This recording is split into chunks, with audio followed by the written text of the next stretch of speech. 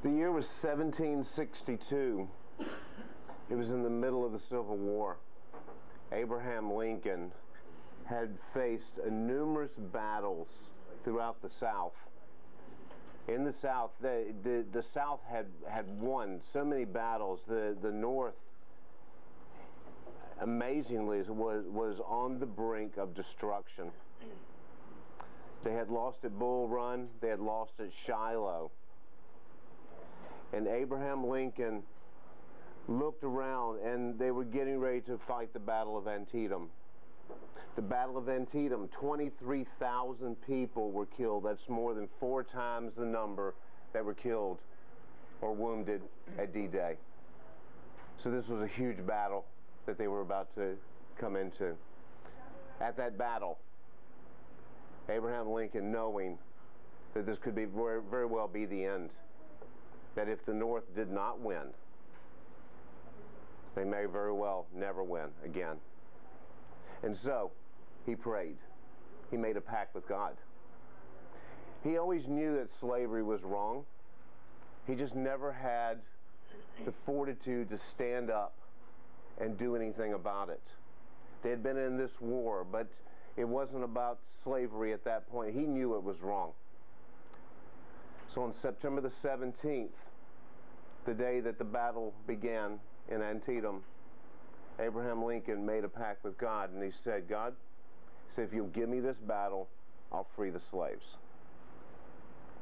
Over the next 5 days, with a battle that was hard fought, McClellan came in and he pushed Lee out of Maryland back into Virginia.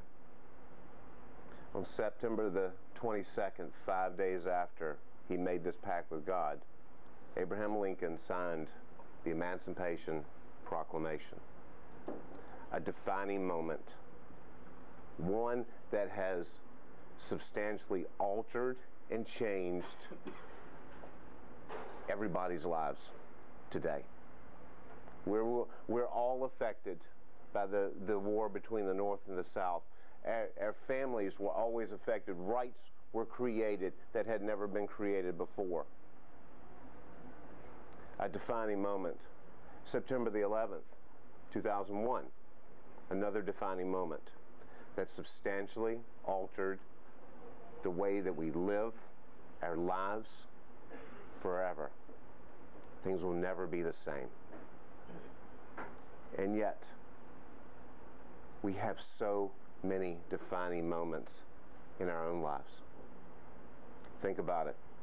If I look back and I think about defining moments in my life, one of the biggest defining moments in my life was the day that I made that decision that I didn't love my wife any longer. The day that I made that decision to walk out of my family with 2 young kids at 5 and 2. The day that that would substantially and forever alter my life. The day I had bought the nightclub. The day that I decided that it was all about what I could have and what I could do. And those decisions, those moments in time that I was confronted with a choice or another that substantially and forever impacted the way I do life. Today, we're going to be talking about defining moments. We've all got them. We're all confronted with them on a regular basis. You don't realize it, but think about this. Think about the murderer. He was just a guy with a gun. How many of you got guns? We all have guns. Well, I don't have guns, but Will's got enough guns for all of us. A murderer is not a murderer until the action and the response, and he pulls the trigger. Think about the guy who cut you off on the way over here. And your chance, your moment in time, your defining moment, at that minute right there, was to flip him off. And then at that moment, you were redefined. You're no longer just another face in a car. You are rude. You are obnoxious.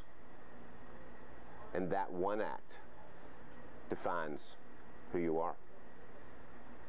So today, and actually over the next, for the next two weeks, today and next week, Steve and I spent 2 hours on the phone last night. And as we moved into this discussion about defining moments and what that really looked like, I have to tell you, I wish you could have been in the conversation.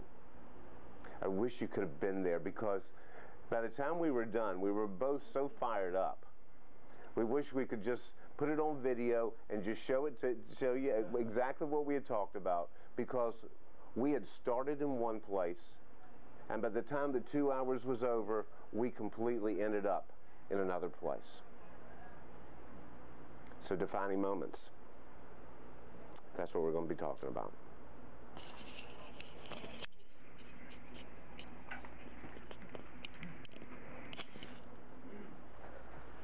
All right, defining moments. Let me go over a few of them that I've had in my life. Well, one of those was when I really just got tired of life, when doing things my own way for so many years just wasn't working out, you know, and I had really had enough. And for me, another day was just another day of trouble. And I can remember going to bed at night thinking, if I didn't wake up, it'd be one less problem day I had. And that was the day I surrendered my life to Christ. That was a huge defining moment in my life.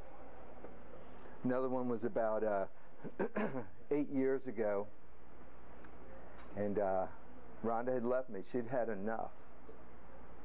And I found myself in this house. And my wife at that time, my kids were 1,700 miles away in Colorado. I had sold all the furniture just to keep the bills up until this house sold. And for a moment, I thought, you know what, this isn't worth it.